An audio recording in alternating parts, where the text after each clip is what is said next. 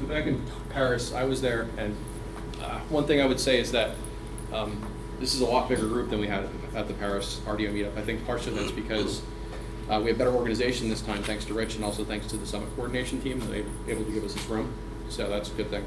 And also seeing a lot of faces here, or more faces that are not from Red Hat. That's also a good sign. And in fact, since the Paris summit, we've been seeing increasing people on the IRC channels and the mailing lists that aren't from Red Hat as well. And one of the things we've been working on over the last 6 months, and unfortunately some of the principal people who have been working on this aren't here today with us. They couldn't make it to the summit, like Alan Pevitz and Michael and so forth.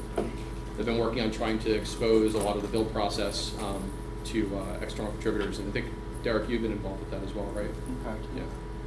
So we're continuing to do that. I guess I'd like to see, from the people in the audience here, how many people here are not from Red Hat and are involved in RDO already?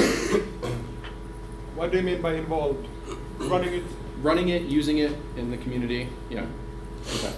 And so then, of that group of people, how many people here have been a little bit more involved on the kind of participating in the RDO community and helping to build packages, and a couple people?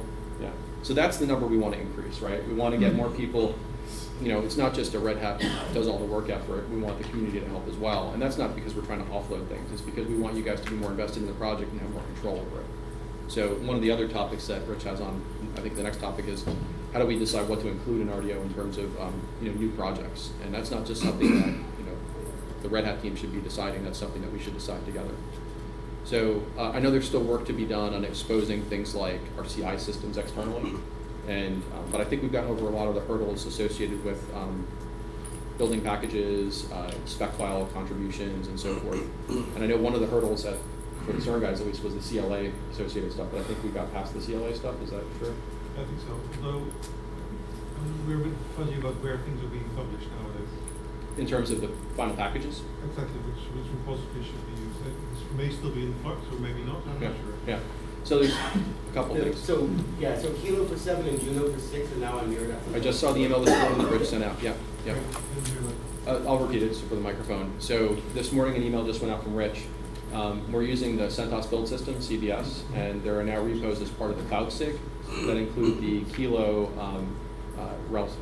EL7 repos and also Juno EL6 repos that I know you guys have been helping us do. So that essentially deprecates the Fedora people. It should be deprecating those. The Fedora repos will probably be around a little while longer. And we still also will continue to be using, some of you are familiar with the DeLorean system, which is kind of doing daily builds. So we've got two kind of systems going on here, and Derek maybe, or Dan here can probably speak more to that, but we want to try to consume stuff coming out of trunk as quickly as possible. So we have DeLorean, which is a system for doing that. It's generating RPMs continuously and then CIing them. And then we kind of snapshot that and build it officially in CBS.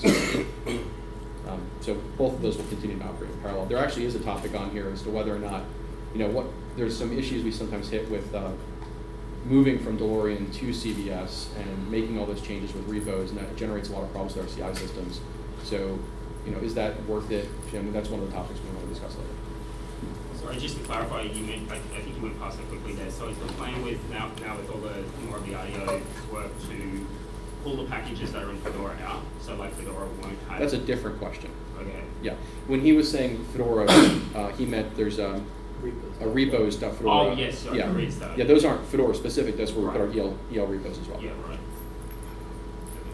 Another thing in terms of increasing participation, and then I think we probably need to move to the next topic, is Rich, myself, and a couple other people have been discussing, like, it's great to have these meetups at the Summit, but it would be nice to kind of have something independent. We had a really good experience last year, how a couple people at the CentOS dojo at FOSDEM, and so we're giving some consideration to, should we make that kind of a thing we do all the time?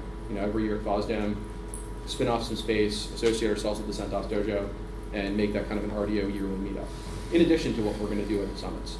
So any good idea, bad idea? Okay. It's a good time of the year as well because It's in between the cycles, yeah. I think it'll give us a chance to focus on things that are strictly OpenStack specific that might be more RDO specific. 40 minutes is real time, right? Yeah. So if we had a whole day or half, that would give us a little more time. Yeah. The other thing we want to do is recognize people who are community contributors. Like, for example, right now we have the RDO wiki and it lists all the people that are associated with RDO. Interestingly enough, there's only Red Hatters listed there. That's not true. We now have more people involved in the project. And so I think what we want to do is make sure that, I don't think we need to have a similar thing as like core status. You know, we don't need to have like a voting, you know, and all that kind of stuff. But you know, certainly when we recognize that people are contributing to the project and helping to package and get the releases out, that, you know, we want to recognize them as being members of the team, right? And so getting them up on that people page, I was talking to Rich about getting swag out to people, you know, if they want polos from RDO and stuff like that. So those are all things I think will help to increase the community contributions. So anyway, that's all I have on that particular topic. But any questions on any of that?